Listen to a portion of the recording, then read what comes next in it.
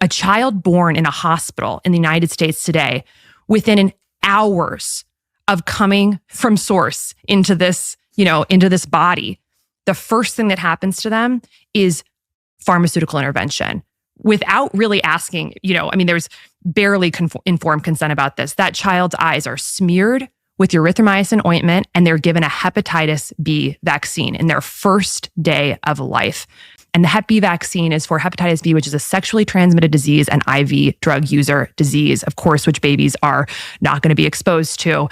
And yet every single baby in America is getting the intervention. So from literally the day we are born, we're on this treadmill. So, why not test the pregnant mother for those? They do. Okay, so they give it to the women who, even if they have tested negative, which they should give be it to the babies. overwhelming majority.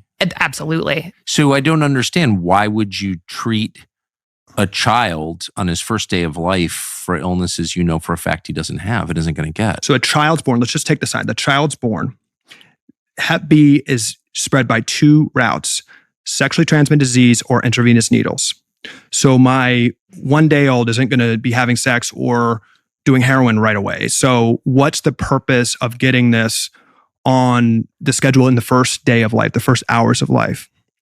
And if you push, and I welcome anyone to do this with their doctor, you get to 2 things. You get to the American patients are too stupid to remember, so we need to do it right away. That's literally like what they say.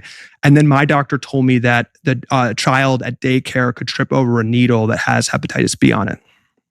That's literally what they get to. That a needle could be on the playground, that somebody just did heroin or something, threw the needle down, and it has hepatitis B blood on it. I asked the doctor, has there ever been in human history a case of hepatitis B being transferred that way?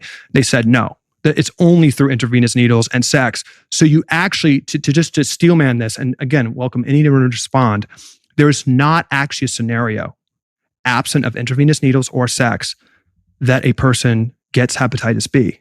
There is not a reason for this to be given.